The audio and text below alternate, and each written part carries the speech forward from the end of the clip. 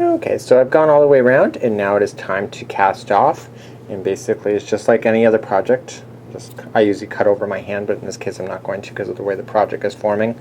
And again, you don't want this to come loose on you, so I would recommend you tie a knot somewhere in there.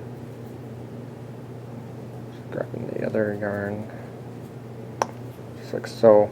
And again, just like any other project, you now want to weave this into your scarf, to your actual flower. Okay, so you can actually go around the interior. So just do your weaving technique, everybody, and that should be a standard technique. And there's obviously tutorials available for those that don't know how to do a weaving technique. So let's continue along, and now we're going to do the edge just like we did here. So you can see it looks a lot more different when you don't use the boa yarn, but you can see it's a lot more fabulous. Okay, it's now time to add the secondary color, and I said this is more fabulous than that. I don't think so. My boa kicks this one's total butt, I tell you.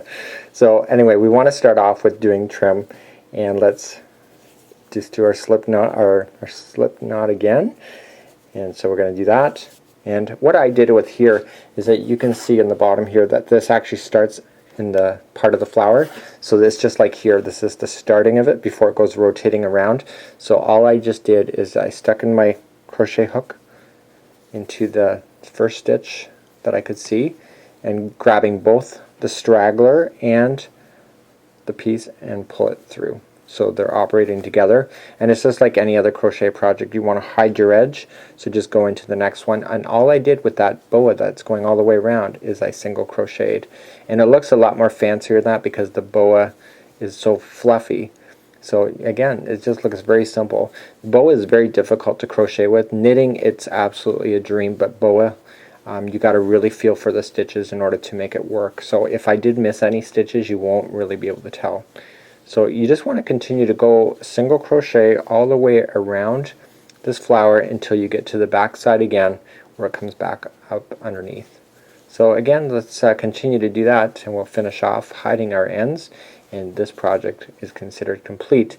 And another notch in your crochet bedpost. On behalf of all my friends at AllFreeCrochet and we'd like to thank you for joining us today. And again, for more free tutorials, you can check us out on AllFreeCrochet's YouTube site or my own YouTube site, and this is also linked to my website of thecrochetcrowd.com. Take care, everybody, and we're just going to finish off in just a few seconds. So here we go. So I've gone all the way around, and I got one more stitch to go, and while I'm doing that, there's going to be a link that pops open on your computer right now. It's going to be right in the window. It'll be red, and that is the actual video tutorial on how to do the scarf portion of this. Okay, this is called the crystal scarf, and it's available on my YouTube as well as on AllFreeKnitting.com. So let's just trim over my hand like I normally do. These scissors are extremely sharp. We just want to pull that out, just like so. Get rid of that, and now we just want to weave this in. So just coming in and just throw it over through that loop that you just made, and that'll let it tie more.